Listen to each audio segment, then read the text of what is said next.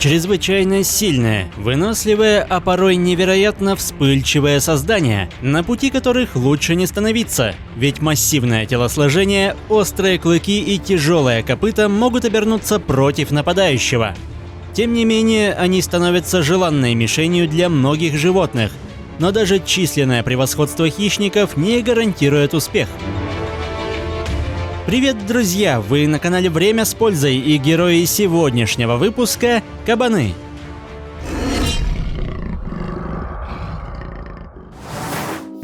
Кабаны – одни из самых распространенных копытных, которые известны своим аппетитом и всеядностью.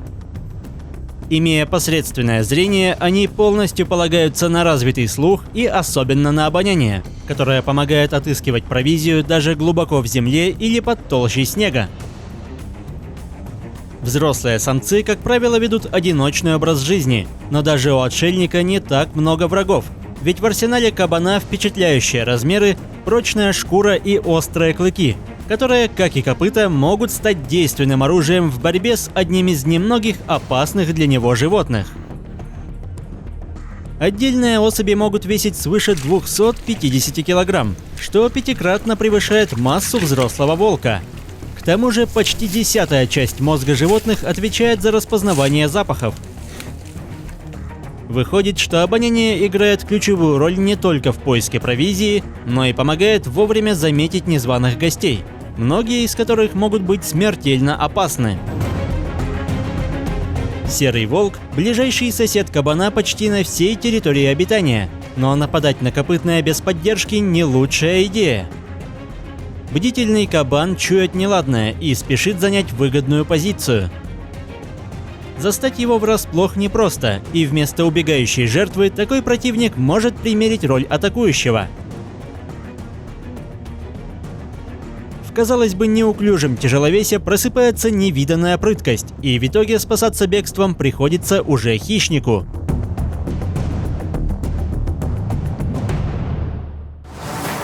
Но сила волков в командной работе, и вдвоем они имеют немало шансов расправиться с таким серьезным противником.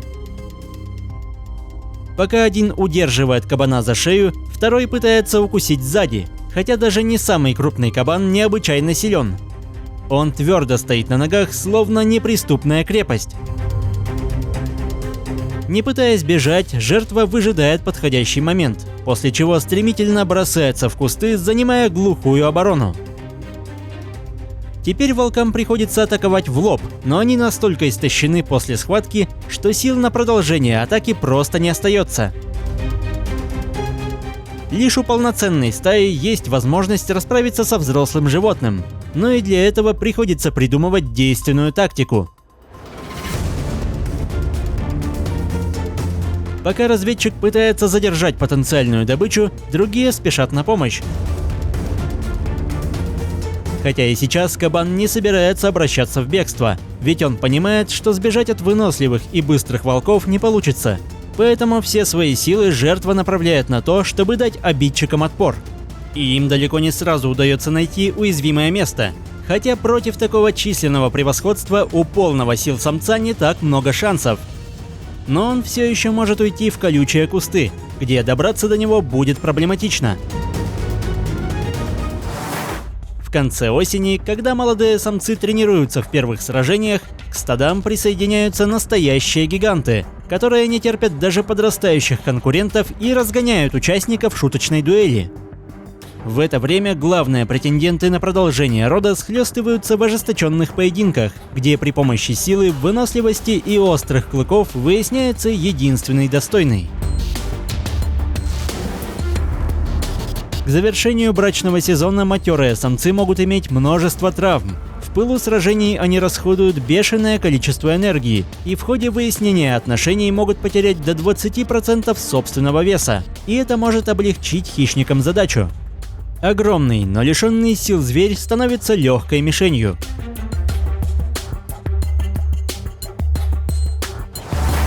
Кабаны известны своей плодовитостью, и 6 малышей – вполне обычное явление.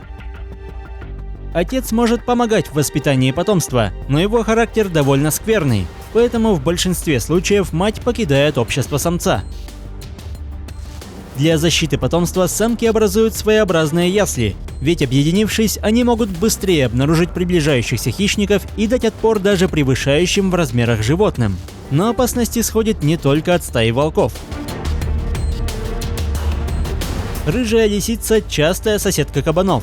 И хотя она уступает в размерах и охотится в основном на грызунов и птиц, детеныши копытных в ее глазах также выглядят заманчивой мишенью. Хитрости и выдержки этой хищнице не занимать, поэтому она может выждать подходящий момент и попытаться напасть. К ее сожалению, малыши с самого рождения обладают невероятной прытью. К тому же бдительные взрослые мгновенно спешат на помощь, поэтому на открытой местности даже у опытной лисы почти нет шансов против семейной группы. Однако в лесу рыжая плутовка умеет становиться невидимой.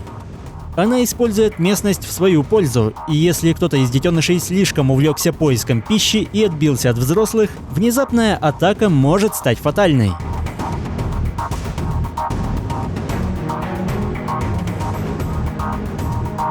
Чтобы не стать жертвой хищника, поросята как можно быстрее перенимают навыки у взрослых, даже когда речь идет о преодолении водных препятствий. Малыши превосходно плавают и не боятся замочить шкуру, ведь в опасной ситуации именно вода может спасти животным жизнь.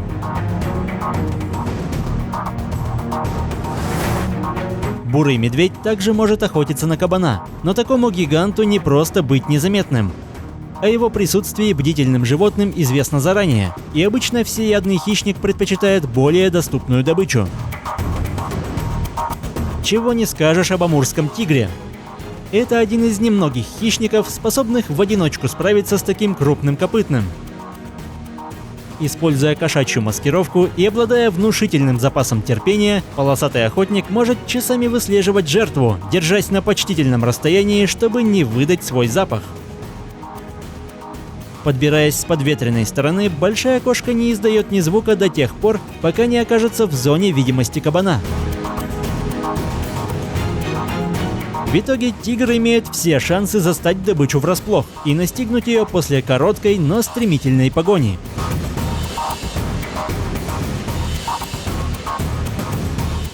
К счастью для кабанов, ареал и численность таких противников невелики, и в целом, несмотря на внимание со стороны охотников, популяция кабана не находится под угрозой.